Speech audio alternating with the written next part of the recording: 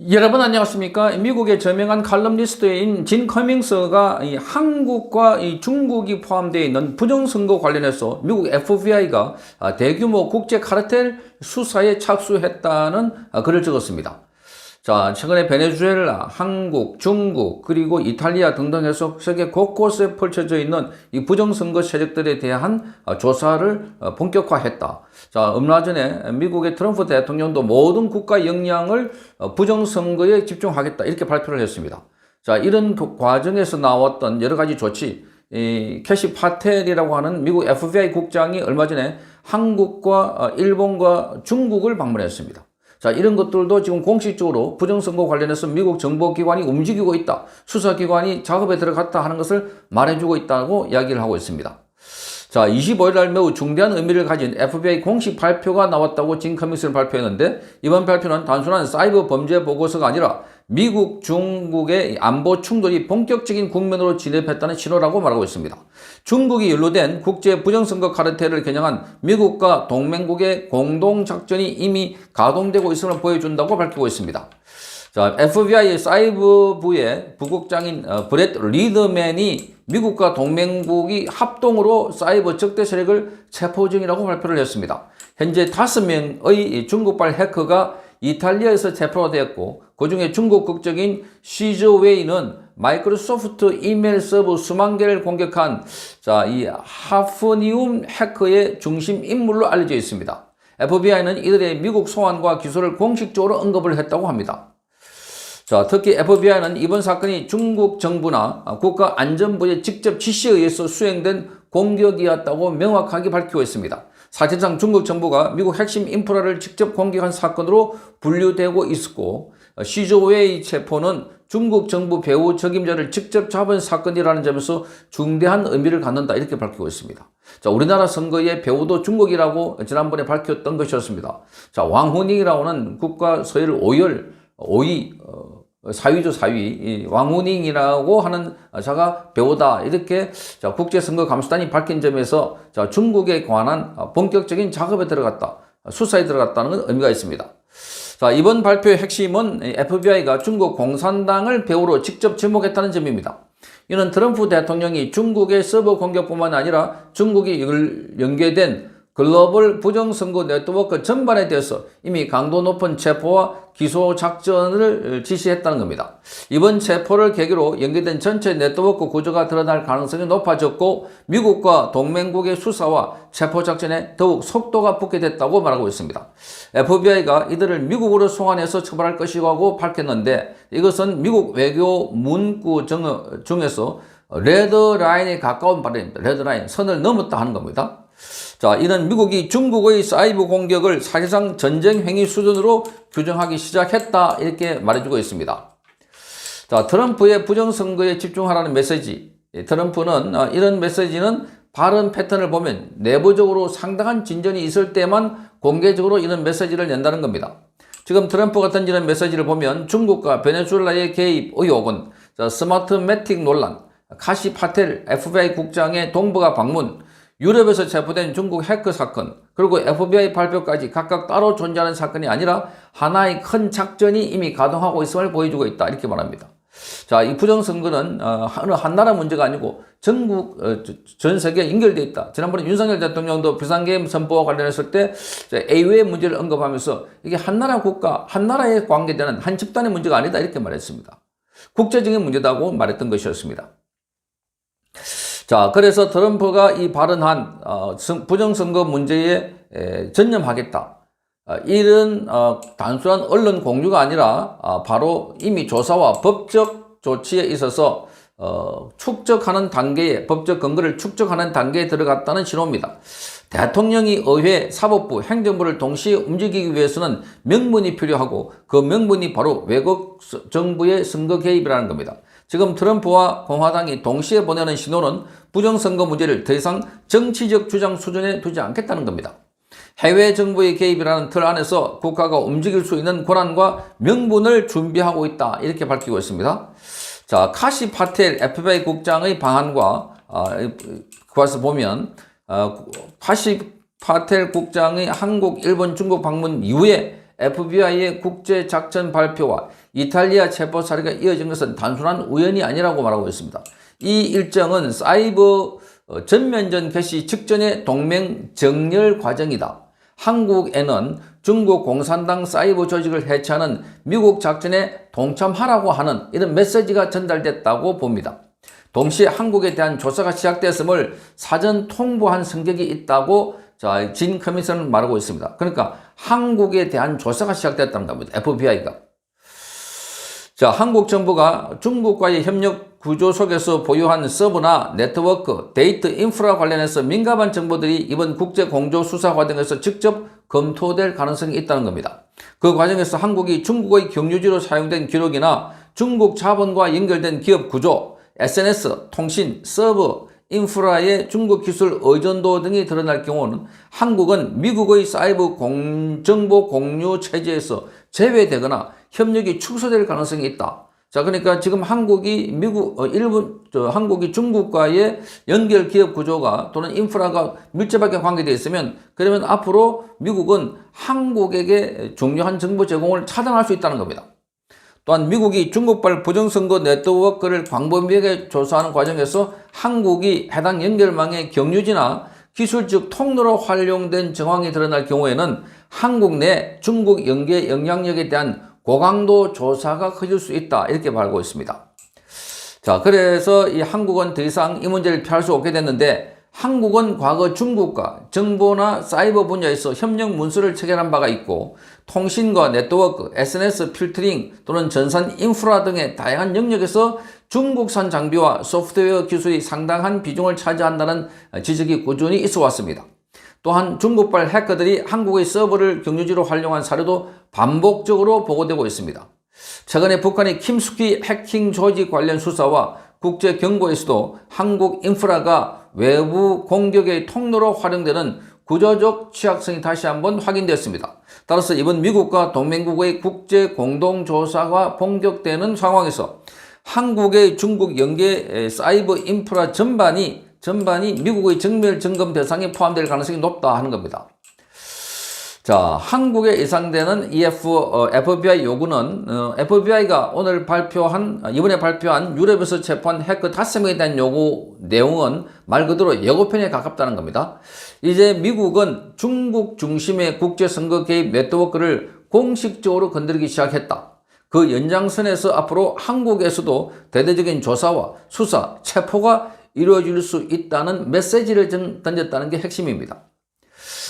그런 측면에서 보면 지금은 자금은 추적하고 있는데 미국은 한국 금융 시스템을 통해 흘러간 중국에 관해서 이 자금이 흘러들어가지 않을까. 중국 공산당 계열 자금이나 그리고 홍콩, 싱가포르, 조세피난처 경유를 해서 들어온 중국발 자금 흐름을 집중적으로 살펴볼 수가 있습니다.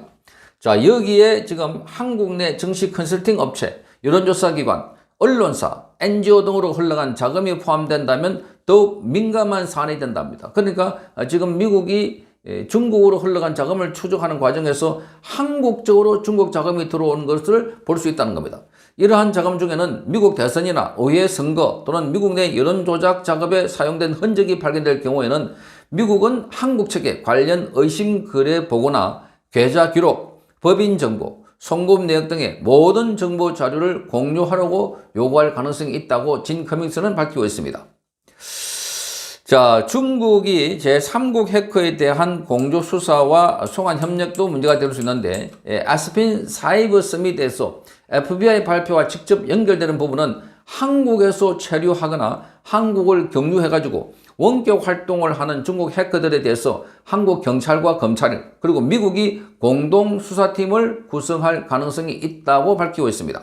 이 경우 미국이 특정 피의자를 지목하면 한국이 체포해야 하고 이후에 미국 송환이나 미국 검찰과의 동시 기소가 이루어질 수 있다 이렇게 밝히고 있습니다.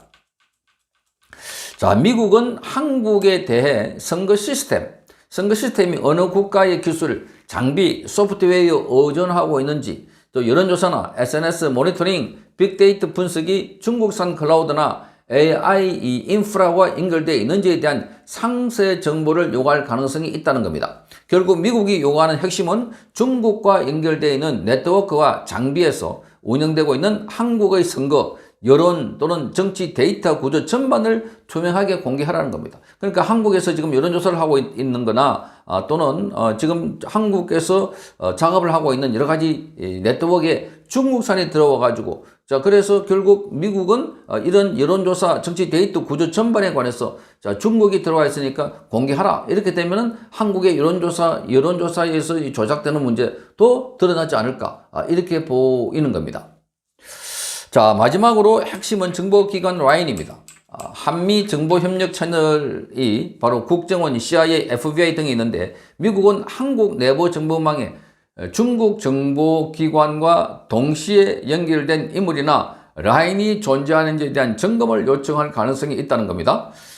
또한 중국과 북한, 러시아 등과 이중정보 교류가 발생할 수 있는 채널을 차단하는 방안도 협조 대상이 될 수 있다고 밝혔습니다. 미국 입장에서 보면 한국 정보 인프라가 중국과도 일정 부분 협의하거나 교류 구조를 가지고 있다고 보기 때문에 민감한 미국 정보가 한국을 경유해서 중국으로 흘러갈 위험성이 있다는 겁니다. 그러니까 지금 중국과의 여러 가지 기술적으로 연결되어 있는 부분들, 화웨이라든지 뭐 이런 거, 여기에 지금 미국의 중요 정보가 한국에 들어와서 바로 중국으로 시스템적으로 연결될 수 있는 부분이 있기 때문에 그걸 경계를 하고 있다는 겁니다. 한국의 구조적 취약점은 서버, 데이터 인프라의 상당 부분이 중국식 검열과 감시 모델과 연계될 예시가 있다. 이렇게 밝히고 있습니다. 카카오나 네이버 통신 3사가 운영하는 이 데이터, 국가 데이터 센터 등 중요 인프라에서 중국산 장비나 소프트웨어가 광범위하게 사용되는 구조는 오래전부터 지적되어 왔다고 합니다. 그렇기 때문에 한국 입장에서는 서버 구조나 장비 구성, 필터링, 로직 등의 핵심 인프라를 해외 외부에서 상세히 공개하는 데 부담을 느낄 가능성이 있습니다. 결국 핵심은 미국이 이러한 부분을 어느 수준까지 강도 높게 조사할지 앞으로 중요한 관전 포인트가 될 것이다. 자, 이렇게 말하고 있습니다.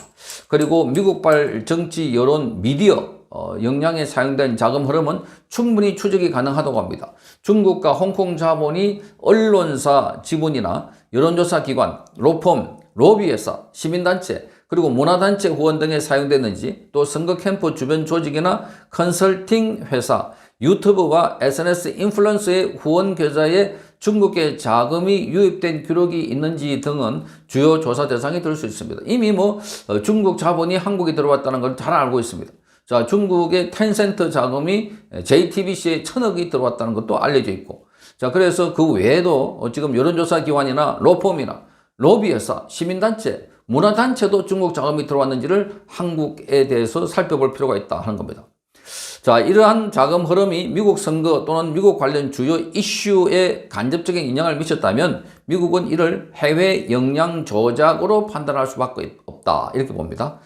자, 이 같은 내용이 공개될 경우에는 한국 내 친중 네트워크의 구조가 드러나게 되므로 한국의 정권, 관료, 기업, 그리고 언론 등 여러 분야가 극도로 숨기려고 할 것이다. 이렇게 봅니다. 자, 사이버와 서버, 그리고 로고 등의 핵심 기록이 중요한 시점에 동맹국 간의 대규모 부정선거 개입 조사 협력이 논의되는 시기에, 그리고 국가적 정보 인프라가 집중된 기관에서 대형 화재가 발생했다는 사실, 그게 바로 국가정보자원관리원의 화재입니다. 이 세 요소가 거의 동일한 시기에 겹쳤다는 점에서 단순한 사고로만 보기 어렵고 중요 자료가 송탄되었을 가능성을 배제하기도 어렵다. 합리적인 의심이 제기되고 있다. 이렇게 진 카밍스는 말하고 있습니다.